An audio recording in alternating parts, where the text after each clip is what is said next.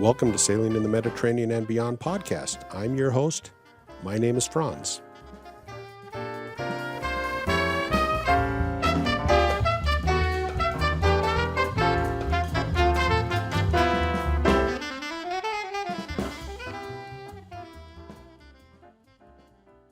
This is Franz. I'm on Skype with Nathan Quark from New Zealand, from Auckland, New Zealand.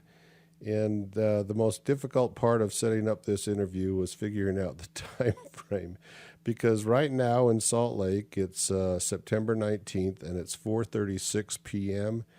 And for you, I think it's September 20th at 10:36 a.m. Is that right? Yeah, that's right. Yeah. Yeah. I slept in a little bit this morning. So. Okay. Yep. So it's morning for you and late afternoon for me. And I reached out to Nathan because in my last interview with Chris Axelson, he talked about the website Noonsite, and that he got a lot of very valuable information from you on sailing in Croatia for free anchorages. Now, I went to Noonsite, and I went to that post that he talked about, but that link that you put up, it expired, so I couldn't download it. So I'm going to try to get you to give me a copy of that KMZ file at some point in time. But Nathan, I reached out to you. I just wrote you an email. You said you'd be glad to come on the podcast, but you are actively involved in the New Zealand World Cup campaign, aren't you? Yeah, well, the America's Cup. So I'm working. The America's Cup. I'm sorry. Yeah. But there's 4 teams involved in the next America's Cup, which is due to take place in March next year. There's us from the UK, American team from I think Rhode Island, and Luna Rossa from Italy, and then the Defenders Team New Zealand. So everyone's sort of arriving down here now and setting up their bases to start competing around Christmas. All right. So tell me about your sailing experience. I understand you are a sailmaker. How did you get into sailing? And just tell us a little bit about yourself. Well, I grew up in Australia, just north of Sydney, and my father was into sailing, so I started sailing before I remember, really, and I was sort of sailing dinghies a lot, and in my younger years, all I wanted to do was get on the water and go sailing. So, and I sort of progressed from there, and I was racing every weekend at the local sailing club there, Belmont 16-foot Sailing Club, and I went through all the classes there. And then, I wasn't really sure what I wanted to do. I just wanted to go sailing. So, and a job offer came up in a sail loft in the local area, and I took it. I left school and I took that, and years, and that was like, I wasn't sure. To be honest, I wasn't sailing anywhere near as much as I liked, so I sort of left and went off and studied. I did a degree in finance, and just after that, I started getting involved with the America's Cup and then the Volvo Ocean Race, and that's a pretty quick summary, and ever since then, that was in early 2002. I joined my first America's Cup team, and then from then on, it's just I've gone from sort of program to program, but it's pretty hard work, and a lot of hours, but you get a nice break in between, which is when I do my cruising and my own sailing. So, well, tell us about your cruising experience and the boat you cruise on. I have a Beneteau 42 center cockpit. I bought that in Barcelona in 2018. It was just after the last Volvo Ocean Race, and I was kind of looking for a boat, but it happened like 10 days after the race finished, and I live in Andorra, Andorra, I don't know if all your listeners know where Andorra is, but it's a tiny little principality between on the border between Spain and France. So Barcelona is sort of the airport I fly in and out of most of the time. And I was staying down there for a few days, and before heading back up to Andorra, and I found this boat on a Saturday, and by Monday lunchtime I owned it. And from there, we immediately went out to the Balearics and spent a bit of time sailing out there. But it was sort of coming to the end of the season, so I moored the boat just south of Barcelona for the winter, and sort of got it all ready, and we set off last year and sailed from. I spent a bit more time in the Balearics, and then we sailed all the way around to Croatia, sort of around the French coast, down the Italian coast, through Messina, and around the bottom up to Croatia, and then finally we ended up leaving the boat in Greece. Fortunately, it's near Athens and not where the storm was yesterday, but. It's on the hard stand, so it's all safe. But yeah, and prior to that, I did quite a bit of cruising, but not in long stints. From 2010, I've sort of been taking every opportunity I had to go do a bit of cruising in the Med. So, there's still a lot more to do, which we hope to get back to next year. Okay. Where south of Barcelona did you leave your boat? I went in my boat south of Barcelona. I'm trying to think of the name of the place. What's the next? Well, of course, you have the place they had the America's Cup years ago in Spain. Is that the area? Yeah, Barcelona. No, that was Valencia. Sorry. Right. It was just between Barcelona and Tarragona. It was Port Borough. Oh, okay. It's a pretty quiet little place. Yeah. Yeah. Just north of Torrent. So, but yeah, it was reasonably priced, and it was one of the few boatyards in that area that actually let you do your own work on your boat. Which was pretty crucial. Yeah, I left mine south of Alicante in a little marine yard, a little boat yard. I can't even remember the name of it, but it was just south of Alicante. Like Santa Pola or something like that? Yeah, it's exactly where it was, Santa Pola. Yeah, there's a little boat yard in Santa Pola that I left my boat there for actually two years. So, yeah. So anyway, you spent a lot of time creating some information that you put together, and it was talked about in Noonsight about free anchorages. How did you do that? And you said it was in conjunction with some other people that you did it with. Yeah, well, when we were sort of forced to head to Croatia last year, mainly for Schengen reasons and visa reasons. My wife she wasn't my wife at that time, but my partner is from Philippines, so it's always difficult with visas, and especially with Schengen, to apply for a Schengen visa. She needs to return to the Philippines and then wait for 5 weeks and come back. So she had a visa, a 2-year visa, but still had to manage the days on that. And at the time, we thought we were sort of maxing out on those days. But Croatia, although part of the EU and let you use a Schengen visa there, it doesn't count against your Schengen time. And I think it's a bit of confusion amongst cruisers, because I met a lot of people that were just avoiding going there, or like Australians, Americans, anyone not EU, were sort of shying away from Croatia because they thought it was part of the Schengen agreement, and it still isn't. So you can get 90 days free there without it affecting your time in the rest of the Schengen zone. But it doesn't count as time out of the Schengen, does it? So could you go back and forth, like stay 90 days out of the Schengen by going to Croatia, and spending 90 days in Croatia and then going back to the Schengen or not? Yes. You Yes, can. you can. Yeah, okay. you can. Yeah. Yeah, you're out. You sign out. Yeah, we signed out of Schengen at the bottom of Italy in Santa Maria de Luca. And then, and I actually met some people in the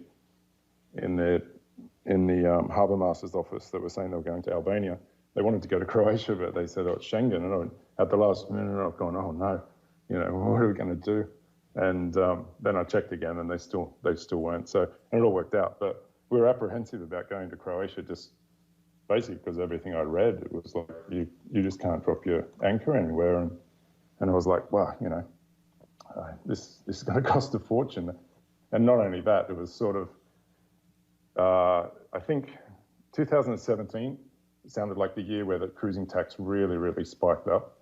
My brother was there in 2016 on his boat, and it seemed reasonable. And then 2017, it just sounded like it got out of control, and consequently, I think less people went there, less cruisers went there in 2017. Oh, 2017 or 18. Yeah. 18 sounded like the worst. Yeah, I was there in 2019, and it was still, it was bad. Yeah. Yeah, so we were there. Okay. But I think it had reduced a little bit. I might be wrong, but it sounded like it went down a bit last year. But I was still, and the cruising tax, I mean, it's one thing. It's a fixed cost. What I didn't like was the fact that pay fee collector to drop my own anchor, and or go to marinas or whatever. But I mean, marinas, each to his own. But I tend not to like marinas, especially in the Mediterranean in summer. It's just too hot and uncomfortable. And not only that, if you're making passage anywhere, you've got your key card for the dock you've got to take back, and you've got to wait until they open, and it's not really that convenient or comfortable. There's some places that are better than others, but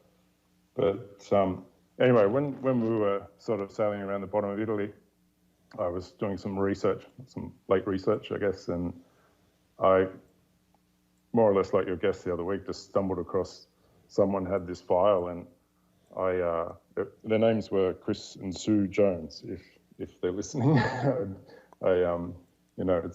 not all my work, so, and they sent me the file, and I sort of looked at it a little bit, and I thought, oh, okay, that's good. And I had a few other resources, no pilot guides or anything, but that Navily app where the crowdsourced info and stuff like that on Anchorages, but that's a bit hit and miss, I found. And maybe it's better. It's getting better, I'm sure.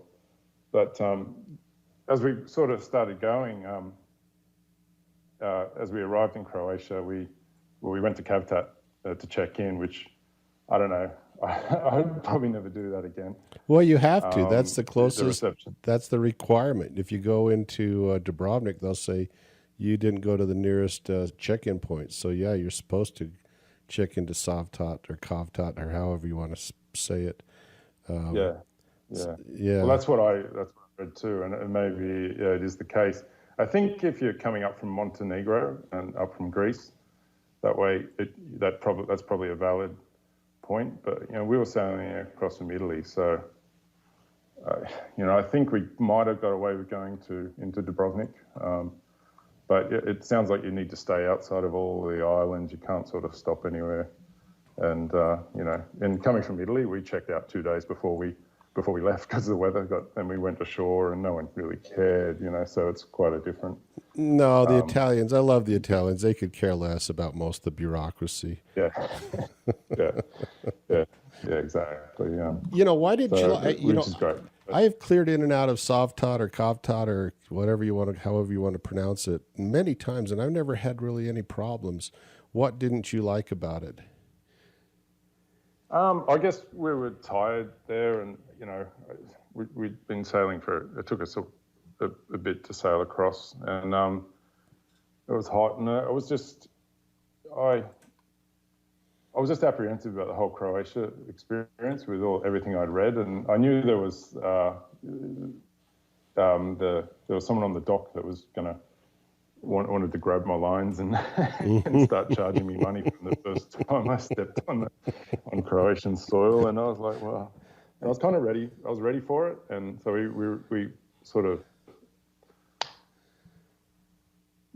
came into the dock and reversed in, and there the white guy was, and my father was on the boat at the time, and I said, I'll just jump off, and so we jumped off, and we tied our own lines, and he this guy just held so much abuse at us because we'd done it all ourselves, and he wanted to, and he, not only that, he took photos of the boat. He said I should have had the Q flag up. Well, maybe I should have, maybe I shouldn't have. But there's nothing that we were sailing from one EU country to another EU country. We're an EU registered boat, so there was really no requirement for that. Anyway, he took photos of that. He was just trying to, interrogate me, get money out of me. And the more he did that, the more I ignored it and just went away. But he sent those photos to the police, and basically the police just said, look, if this guy causes us problems if you don't pay him. So it's not like you did anything wrong. It was like, it's easier for us if you pay, sort of thing. And anyway, it sounds like he's just got a deal to run a line service off the dock. You're not actually paying for the dock service, but and to be honest, I wouldn't mind paying if it was a warm welcome, and he was quite professional about his job, but it just didn't seem that way. So that was our first experience there. And then I find the fact that the harbour and the police station are separate a bit annoying when you're arriving in a new country, not sure where to go first and whatever. I knew where to go first, but the harbour office is not well signed. It's up a street somewhere, and they've moved it. They've moved it. It used to be a little closer, but now it's way down at the end, and like you say, on your way to the next bay over is where it's located now. Yeah, exactly. Yeah, and it used to be probably about half as far when you're driving, when you're walking around, because now it's a good long walk to get to it. But and I'll tell you my experience with that guy. Especially when you don't be going. Yeah, my wife, actually, Andrew Vick, if you've listened to any of my podcasts with him, I'm sure you haven't, but Andrew Vick did the same trick you did, where he lassoed the bullard and he didn't let the guy take any money, and he didn't talk about getting any abuse from him. When I've gone in there, I've just resigned myself to paying this guy whatever his bite is. And my wife, my wife would be on the boat and she'll chat him up. And now he sees me and he says, "Oh, you're back again." So I mean, he knows he gets his money from me, but he's plenty friendly to me because I've been back and forth so many times that he actually recognizes the boat and says, "Oh, you're back again." And once you have the learning curve down, I would feel much more uncomfortable checking into Dubrovnik because I don't have the learning curve down on where the heck to go in Dubrovnik. So for me, I prefer soft hut, but even though there is the bite, the mooring bite. The other thing I don't like about soft hut is usually there's a bunch of boats waiting to clear customs. So you're sitting out there waiting for your turn to pull up to this dock that'll hold maybe 4 boats maximum. And so... Yeah, exactly. It's a really small dock. And if you drop your anchor, the Coast Guard will be on you in 2 seconds. So you have to wait. Yeah, my first time. My first time sailing over there, I'd sailed over from Brindisi, and this is my first time in Croatia. We arrived early in the morning when it was still dark, and we pulled into the harbor and dropped our anchor. And then the next morning we were going to clear customs. We couldn't go to shore, but we'd arrived, and we were just waiting. And like you said, somebody came up as soon as the light came up. They came out and said, "You can't anchor here. We can charge you." I said, "Well, what do you want to do?" He said, "Well, all right, pull up your anchor and we won't charge you." I said, "Okay, fine." But not very friendly. I mean, they want to grab your money as soon as you pull in. So, yeah. Anyway. Yeah, and I think me going there, if I did it again, I'd be much more relaxed about it. It's just that I read so much that negative sort of comments about it and people avoiding it and everything. That I was a little bit, I had my defences up sort of thing from the moment I got into Croatian waters. But very quickly we realised it wasn't like that. We passed through the check-in and we went around the other side of the bay because it was kind of bad weather for a couple of days from the south, and we anchored there. And even there, I was like, oh, there was a Coast Guard boat sitting at the entrance of the bay for like all day, pretty much, and they pick a couple of yachts and go and sort of check all their paperwork. And I was just waiting for my turn, but they never came. I guess they report, they know what's going on, who's checked in, who hasn't. And it seemed to be non-EU flag boats that were getting checked more often than not. So I guess the VAT and the time they've spent in EU waters is something they're checking on quite often. So, but from there, as we headed north, we just got more relaxed, and we realised it was actually a beautiful place, and the people were nice, and if you did your research, when you look at it on the map, it's hard to believe. With so many islands and inlets and bays that anyone's got any, it's hard to believe that the fee collectors have got a lock on it, because it's impossible to police and cover it, all of it. So, we found many free anchorages with the help of this file. So as we went through, I added sort of a 2019 update to it, and sort of after our 10 weeks in Croatia, and we'd only spent, I think, €10 on anchoring in Pula. I was like, well, there's a bit of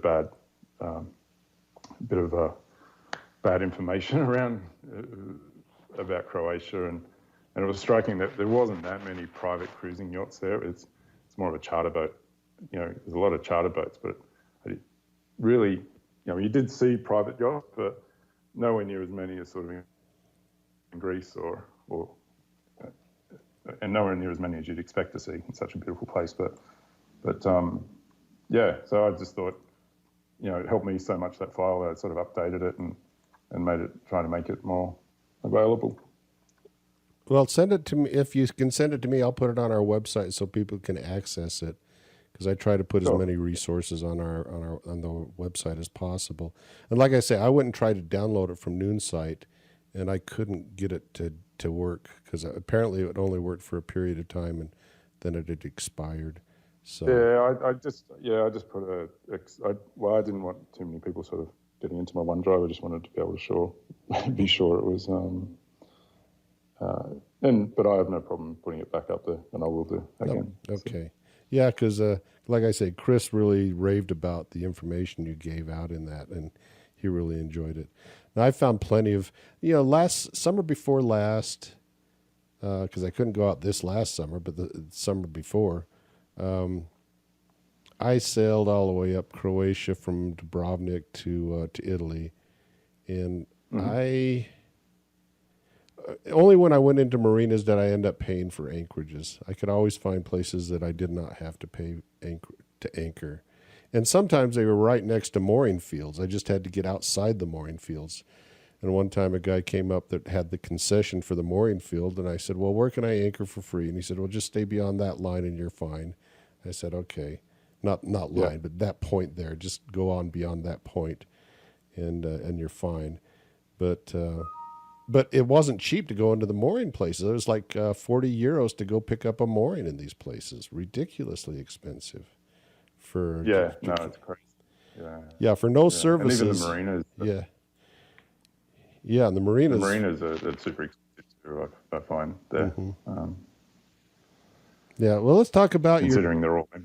Let's talk about your trips and some of your favorite anchorages, and work our way up through your trip through Croatia. I have a lot of listeners that want as much information on Croatia as they can get, and I've had multiple interviews with many people on Croatia. And let's just add yours to the body of knowledge that we've got then. Okay, no worries.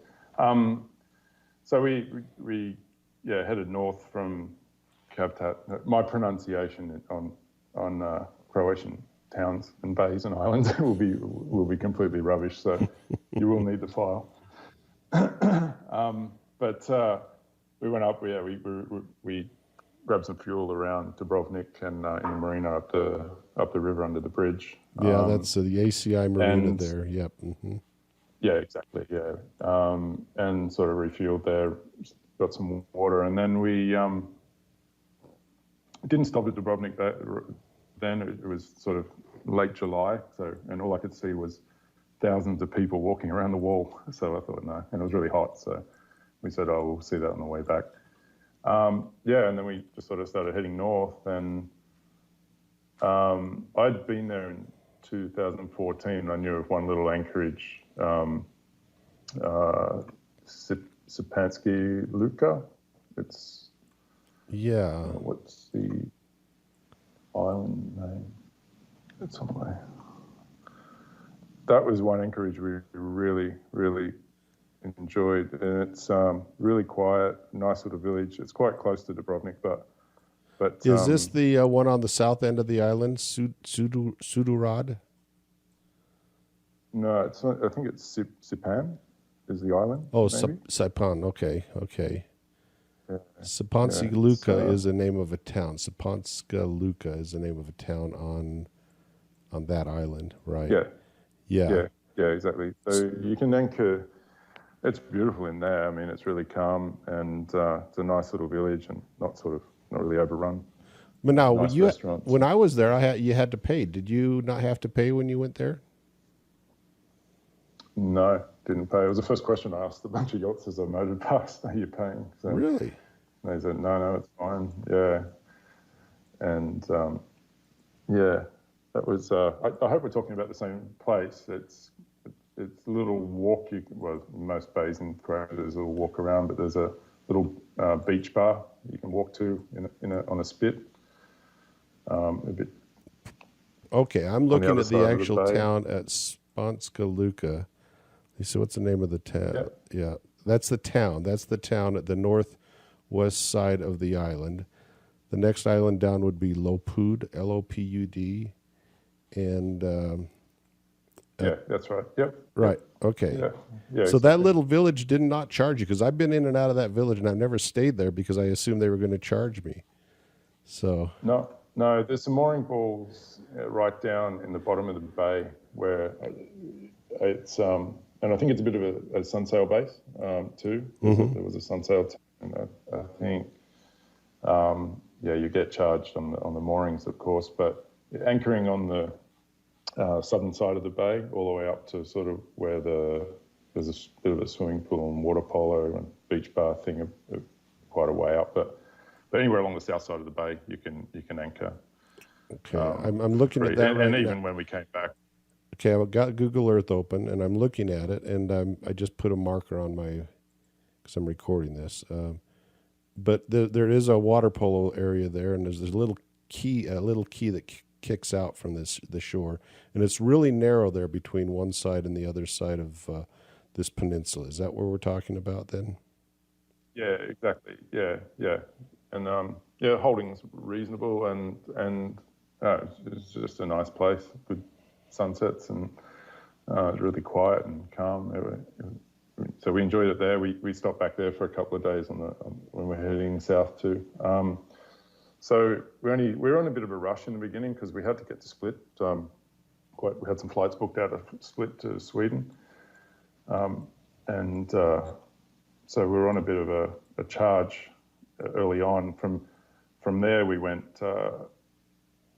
We didn't stop in Millet National Park. Mm-hmm. You did not stop there. Yeah, we motored. Yeah, we motored through there, and it was nice, but we just really didn't have time. And I think they sting you quite hard there. Yeah, they'll usually. I got away the last time I was there. They didn't come take money from me. I saw them go around and hit every other boat around me, but didn't come to see me. So I guess I snuck by one time. Yeah. Oh, take it. Yep. So from there we went motored through there, sort of up through those islands there, and then went across to Korčula, and we anchored about 2 miles southeast of Korčula. Yep. Just off that island, then. Yeah, exactly. It's in Resiste. Yeah. You can anchor in there, and that was quite calm, and there's not much on the shore. There's a couple of little restaurants, but I think one of the big things in Croatia, if people do go, is you need a good tender. You need to be able to go have some range in your tender with a bit of speed, and that really helps to miss some of these fees. I mean, because if you want to anchor near Korčula, I think they're going to get you in the bay just south of Korčula. Yeah, and I have anchored there, and they came in and they got me, and I think it was around, for some reason, about wasn't that bad, which sort of surprised me. It wasn't as bad as I was going to expect, but it was, and they didn't mind if you came in during the day and anchored, and then took your dinghy ashore and wandered around Korčula and came back and took your boat out. It was only if you were staying overnight did they come around and really put the bite on you. So for a day anchorage, it was free, but if you wanted to stay overnight, they came and charged you. And as I recall, it was around 15 euros. It wasn't too much. It surprised me that it wasn't more expensive on that particular bay. I'm going to put a place mark on that. Yeah. It can be quite busy in there too. Oh yeah. And I did anchor in there in 2014, and it was super busy. You could barely find a spot. They didn't charge then, but that was a while ago. So yeah, well, that's the entertainment for the evening, is watching every other boat come in and try to anchor. That's always the entertainment. Yeah, yeah. But Korčula town is beautiful. I mean, it's a place that shouldn't really be missed. It's super nice. And there's an ACI marina. But we could get there. And there's an ACI marina there, and it's very expensive because I looked into it, and it was like around 150 euros for my size boat, which is smaller than your boat, to go into that ACI marina. And then you've got to call ahead for reservations. They're always booked up. So sorry to interrupt you. Yeah. No, that's fine. No, the marina prices just struck me as amazing. Like, and they're all week. They're empty in summer. It's just like they must be on such a good deal from, not all of them, obviously the one you're talking about wasn't, but a lot of them just seem dead empty because all the charter boats are out, and you'd think they'd be wanting to sell the berths, but they don't do anything to attract boats during the week. So anyway, maybe they are this year with fewer people about, but who knows. But so I will tell you where I anchored for free.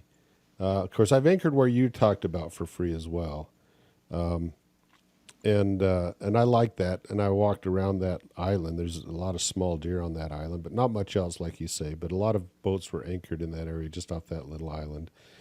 But north, there's a lot of little bays just north of there. There's like 3 bays north of Korčula, and if you know where to go in those bays, you can anchor for free in those bays. The second one north is the one I went to, but you had to go to the far east side of that bay to anchor for free. Otherwise, you'd have to pick up a mooring ball, and they would charge you an arm and a leg for the mooring ball in those. So, yeah. No, I did see. I'm looking at those bays now. They look quite sheltered too. Quite nice. Mm-hmm. So, good info. I guess from there we kind of shot straight up to Hvar. We stopped in a little Lovice. Is that the name of the island? That little one just off to the south side of Hvar, that island there. Let's see. No, it's called Skedril. Yeah, it's before you go sort of. It's just south of Hvar. It's a little island off the. Yeah, just sort of halfway up. Yeah. Hvar. Mm-hmm. Yeah, but just south, about a couple of miles south. But we just stopped there overnight really for a quick anchor. It was nice, but I read some stories about some rats on the island, and so we didn't really go ashore, and we didn't want to tie a stone to because apparently the rats will walk on your line. So, but otherwise it was quite nice. And then we went up to Hvar, and I was sort of anticipating having to pay there, and we wouldn't have minded because I think it's a nice place to see. But then as we got closer and I did some research, there's plenty of places to anchor on the point just on the western, just west of the bay. Or the Yeah. Oh, harbour really? Because I'm looking at Hvar. Google Earth and I see a bunch of boats anchored there, but I never thought that would be a good anchorage. But that's where you anchored then, huh? Yeah, it's a horrible place. You wouldn't want to spend the night there. But Okay. as a day stop, it was fine. Yeah, the ferry's coming and going like every 10 minutes. It was pretty full on. But we didn't stay there overnight. But it was good holding, the sandy bottom. So it worked. It worked great. And there's plenty of places to tie your tender up in Hvar. So and no one hassled you. That was good. And it's a nice town. We walked up to the castle and good views from up there and had some lunch. So that was good. And then that night I probably should have checked the weather a bit more, but we had a narrow escape in one of the bays. So these just where is it? 3 bays to the west, that little key that comes out there. Is that what you're talking about? Yeah, but we were south. There's islands just south. Okay, yeah. There's a lot with a huge, Palm. I forget that. It's not showing up on my Google Earth. I should probably open up Google Maps at the same time because it's Palmizana. There's a heap of little bays. I think you know the place Yeah. I'm talking about. A heap of little bays. And so I didn't mark that on my anchorage because I wouldn't recommend anyone go there because it was terrible. we went to bed and then a really strong northerly storm came in and I think we only escaped by a couple of minutes and we're motoring upwind in 1 to 2 meter waves and couldn't see anything and it was nighttime so we went straight across to the northern side of that channel there and went into where is it? Went into a little anchorage, one of the little keys up there. That was dead calm, and we stopped back there on the way back through too. So now is that free? There's one I'm looking at that has like a head and 2 arms sticking out, and looks like there's boats anchored in there right now. I mean, when Google Image took this picture. Sure. Yeah, that's right. That's the one. So in there is some restriction. There's a line on the western end of the bay, basically, that last sort of arm that goes sort of heading up northwest. Mm-hmm. You can't anchor in there. There are lines on the ground. I think you might even have ground lines set. So yeah, you can't anchor in there, but anywhere else in the bay is fine. And I tend not to go stern to if I can avoid it, like tie up like Medmore. I just find it a lot of hassle with just 2 of us on board, and with our boat being center cockpit, it's not that easy to do. You're so far from the stern all the time to manage ropes and having to put the dinghy in the water. So I always try and find a place where I can just free swing on the anchor, But that was fine in there. And then from there, we basically had to pretty much hightail it towards Split. We were flying out of Split Airport for a couple of days. I have a son who lived in Sweden, so my parents were with us and they wanted to go up there. So we went up there, but I found a marina in the west, Marina Agana, which is sort of west of Troguer. Okay, west right of in the corner of the Troguer. bay. Uh-huh. Yeah, and they actually had reasonable prices for like a stay over 3 days. I think I was paying like 70 euros a night there. And if you arrived on a Tuesday, it was even cheaper. So And it's a really nice little village and really good access to Split Airport. So I left the boat there for a week, more or less, while we were away, and that was good. That was a great little place. So that big marina on the north shore and to the west of, right off the tip of that the island there, or I guess it's the island. Yeah, is that where you're talking about then? No, even further, like further west of Troguer. Oh, like okay. Right up in, yeah, as far west as you can go in that sort of. Oh, okay, there it is, way over there then. Okay.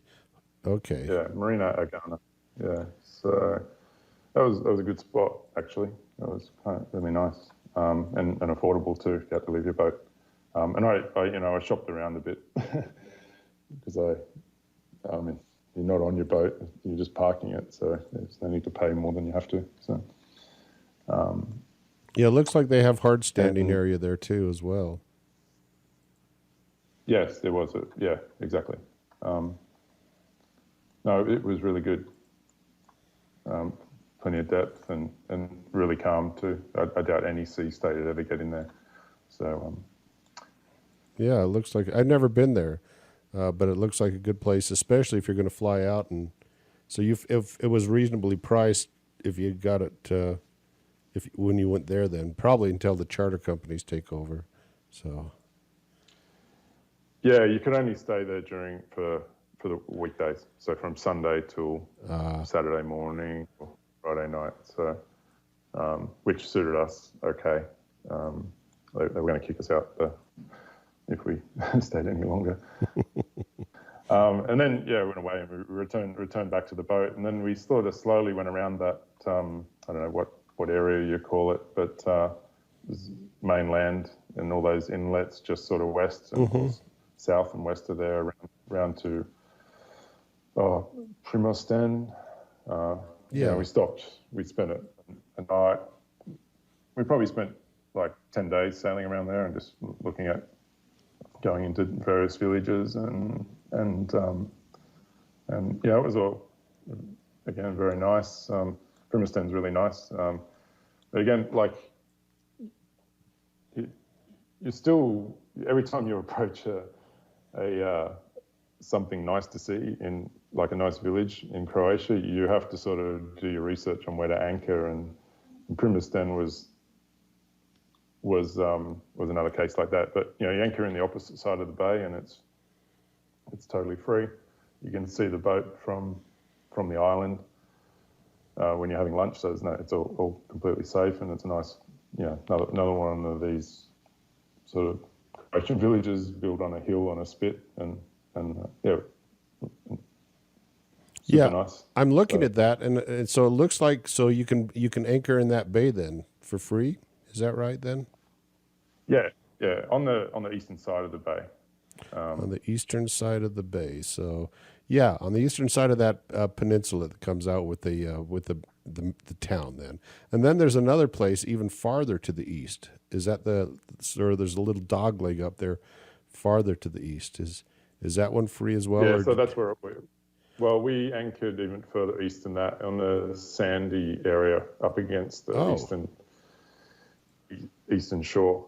And it was, it's I don't know, 1 mile in the tender across, maybe less. Okay, so I had the place mark. So if you go right off the split, that's going to be a mooring field, and they're probably going to charge you for that then. I think so. I didn't try, but I just stayed away from it, really. Okay. Someone has wrote, there are laid moorings on the quayside, but if you... Yeah, okay. Didn't say it was free, didn't say it was charged, but there's a lot of mooring pools in that little bay adjacent to the island or the town.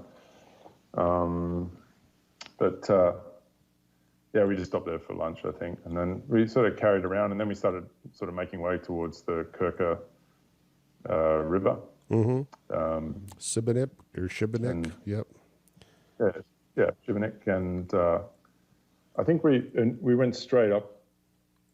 We went all the way up to the falls. I gotta ask you, did you show any style and sail all the way up? tried to sail where we could, yeah. But, yeah, it's a challenge, try and unroll yeah, yeah. There was something, but yeah, I wouldn't like to be a few days sailing up there, I think, if you had to. But I was yeah, it able was to nice though. I was able to do it all under sail one day, and I was barely going slower than the people motoring up. The wind was blowing perfectly up that river channel, and everybody that was Wow, motoring yeah, past me just barely were able to pass me. So I thought, come on, what kind of boat do you have? A sailboat or a motorboat? But I was the only one sailing up the yeah. river. But it was a lot of fun. It was a beautiful No, sail up I'll there. always, I'll always unfurl the headsail when I get a chance. And we sailed across the Broadwater up there Mm-hmm. before we went up the final, but that's about it. And quite a way up the river towards the Taunt, probably up until about the bridge, and then I sort of gave up. So but yeah, we got all the way up to the falls, or just Scradden, Mm-hmm. I think is the name. Yeah, and there is a free anchorage there. There's a mooring field opposite the town and the marina, but just sort of further upstream between there and the bridge, on a bay just off to the east, there's room for about probably five yachts if you really had to anchor, and that was really good holding and dead calm. I mean, I think that's the best I've ever slept anywhere up there. It wasn't a ripple. So Yeah, I've anchored exactly where you're talking about, and it used to be all free on that side of the river, but now they put those mooring balls downriver from where you can anchor for free now. So they're gradually taking over every little spot in there. But what I also liked about that, it was fresh water. You'd go swimming and you'd come out and it was fresh water. You didn't have to shower off. yeah, exactly. Yeah. And your engine's getting a nice flush too, or Yeah. better than salt water. So, yeah. And then we're up there. I think we stayed up there for 4 days. We went up to the falls one day, but it was just so calm and relaxed up there. We didn't have to worry about storms or weather or anything. It was just took the chance to just take it easy. And then we sailed back down and we stayed in the entrance of the river there near,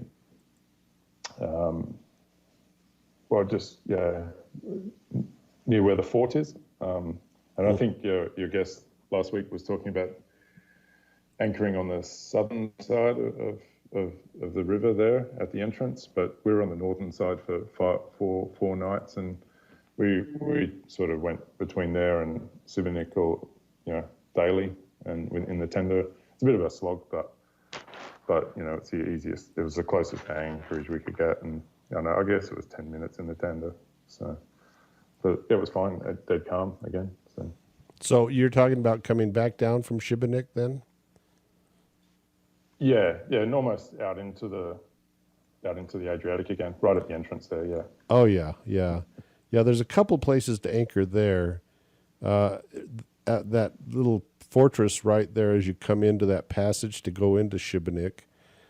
South of that is the bay that I've been in, and we talked about that. You're right. We talked about that last week, and I anchored there, and it got pretty shallow, pretty quick. Right. Yeah. So we were still in the river, but and I don't know, it was a bit of a rough ride in the tender at times with all the traffic going up and down that river and backwash and whatnot. But it's doable. It's I think the marinas up there are probably €100 a night for our size at least. So it adds up. I'd rather go for a nice dinner than hand over money for a berth. But so we stayed up there for a bit, and then we sort of started to make a bit more way north. We stopped in at Trebunj, just sort of north there. That's a not really nice town. We anchored sort of on the island, at the island south of there, and it was dead calm, and you could get to the town quite easily. And there's free water there, which is good at the marina, fuel dock. We did fill up with diesel, but the guy said, just take as much water as you want, which is pretty unusual in Croatia. Oh yeah, so I've never been into that town. So there's a free anchorage at that island just south of there, then. Yeah. There's a few no anchoring signs, but if you anchor out sort of west no, east of the. I think you basically just need to keep the channel clear between the small island off the town and the bigger island just south of that. The fishing boats send it through there, so early morning, late at night. So, but I think you could anchor further up in the bay if you tried. No one was there, and we didn't try, but it felt like you could. You just had to keep the channel open. But yeah, that was super nice there. I think we were a couple of nights there. And then from there, where did we go? We sort of started heading towards Zadar then. We covered quite a few miles the next few days. I just need to toggle off. Yeah, Zadar's another town I've never been into. I've gone by it many times, but I've never been into it. So anchoring, it's pretty hard to. There's only one spot just north of the town, and there wasn't much room there. It was outside a group of like local boats moored. It wasn't a. You had to either go to the marina just north of Zadar or into the channel behind Zadar to moor. And then there was this just right on the, well, when you see my file, I should have sent you the file before we started this, but there is space to anchor. And we stayed there a couple of nights and went to and from. So there is a spot in Zadar that you can anchor for free? There. Yeah. Really? Okay. Yeah. I'll have to figure that out. Yeah. But yeah, I'm looking at it. Looks like there's a little bay just north of the bridge, but there's a big marina just right across from that. Or is it farther north from that?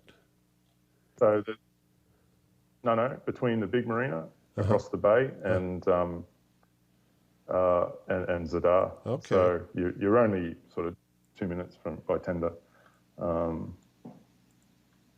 Okay, so I see a bunch handy. of boats anchored in there. I thought that would be a mooring field, so that surprises me. Okay.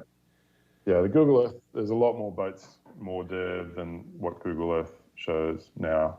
So there's a little patch just on the northern tip of the bay there, or I guess the western tip of the bay. There's a little sand patch, and you can anchor there quite fine. Okay. And it's good holding, and so there was probably 3 other yachts anchored in there when we were there. So no one hassled us, so we stayed for a few days. Okay, yeah, that's good information because I've looked at Zadar and I've never gone in there because the marinas are so damned expensive. So and I always thought I would have to go to a marina if I went to Zadar. So that's really good information. So so I've got that. It's a really nice town too, Zadar, and it's really easy to get around. It's flat and it's super nice. So and then we sort of tracked north, and we decided to go to Pug, and we were sort of looking at the Bora, and I know your guest last week mentioned it, and it was amazing. We didn't see a single yacht for a week, and that was in August, I think, or maybe it was still August, late August, and around the northern side of Pag. It just seems like no one wants to go there because they're scared of the Bora, but we were the only yacht in there for a week, I think. So how did you get there? Did you go down around the South Passage, or did you go around the North Passage to get from around the town of Lun, Lun, and come down, or did you go south? South. Yeah. Okay. Right there. South under the bridge. Yeah. And the first night we were actually in there, we didn't anchor in Pug. We anchored because I knew there was some wind coming, and the gusts were expected to be sort of 40, 50. So we were a bit nervous about the whole thing, but we anchored up in Metana. Oh, Metana. It's just northwest of Pug. Northwest of Pug. Okay. Still on Pug Island, or whatever the island's called. I think it's Pug.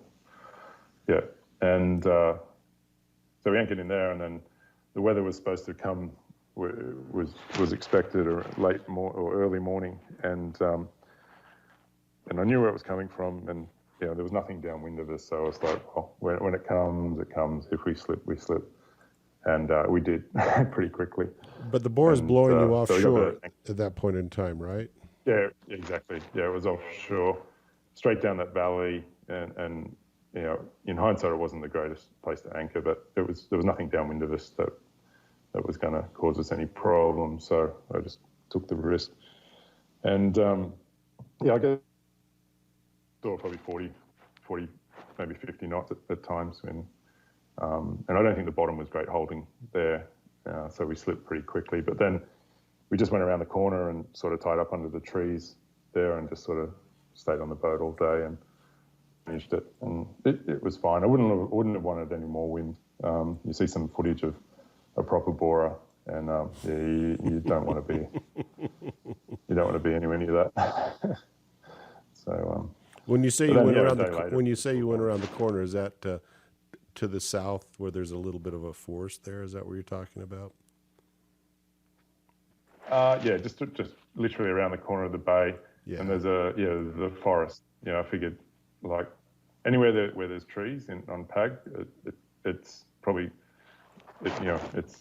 there's less wind there, so it's probably safe. That was my thinking. And I see that. Everywhere else it's desolate on the island, but except for that little spot with the trees. Yeah, exactly. Well, and from that town, there's a sign saying you can go on I think it's a Mars Experience walk, sort of thing. That's what they call it. So, it's just desolate, really. It's amazing. And then we sailed down. We anchored off Pug for a few days. The weather calmed down, and anchored off Pug for I think two nights, and went in there and tried the salty cheese and had a look around. It was nice. There's not too many tourists there. It's really cool. I've never been there. But no, well, yeah, like I said, there wasn't any yachts anywhere near there. So we sort of felt a bit, are we in the right spot? Are we allowed to be here? Should we be here? And I'm sure if we had another 20 knots of bora, we would have said we'll never go there again. But it was okay. It was okay. It was manageable. And I think that from talking to the locals and stuff, it sounds like the bore is a bigger problem sort of obviously in winter and more March, February, March, April. So I think they're more moderate in summer if you do get them. I don't know. You probably have more experience with them than me. So. Yeah, I've had them bad enough in the summer. I wouldn't want to be there in the winter when they're really coming down. It's interesting because I've related this before, but the last time I cleared into Savtat I'd been down in Montenegro renewing my VAT, getting out of the EU situation, and I'd come back up and cleared into Savtat, and that guy that took my ropes, he said, "Oh, you're back again." I said, "Yeah." He said, "Well, there's going to be a big storm tonight, so make sure you're anchored well." And I did not know that. He said, "Yeah, there's a bora coming tonight." And every weather forecast that I listened to didn't even talk about this. So I said, "Well, thank you for that information." And then with that information, I headed up to Dubrovnik. Otherwise, I was planning on just going around the corner to anchor on the other side of that peninsula where Savtat's at. And so that was when I was glad I actually paid the guy because he said there's a bora coming, but somehow they know, the Croatians know when the boras are coming, but it's not hitting the grid files and it's not hitting the weather forecast I listen to. So I was glad for that information. So and that night they closed down the marina. They wouldn't by the time I got there, the bora was already blowing. And they shut down the marina, so you could not go into the marina, but they have really good holding just outside of the marina. And so that's where I anchored in really deep mud. Yeah, you're right. The forecast, any of the apps don't pick up, the full strength of what might be coming. And I kind of got caught out a few times, not in a bora, but same direction, but just, something they say that it's going to be 12 to 15 knots. If you check the gusts, the gusts are purple. They're up to 40 knots. It's a huge difference. And I just learned towards the north there to look at the gusts forecast more so than the sort of average wind speed they were expecting, and that sort of helped me.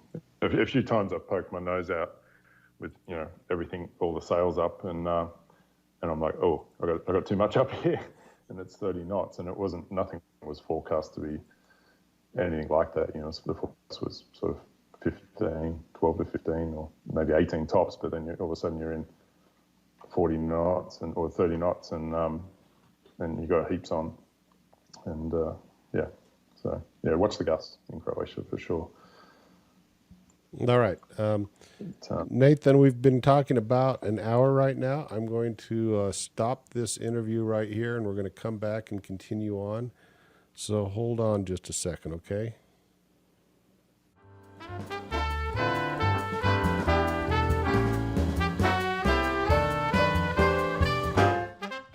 Life is short. In the end, all that really matters is the memories you make. So make a few. Go sailing.